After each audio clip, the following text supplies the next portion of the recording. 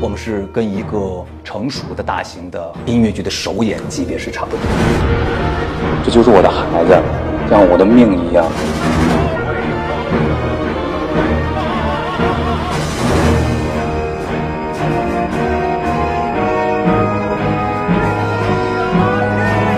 100多号武大的管弦乐的这样一个庞大的团队，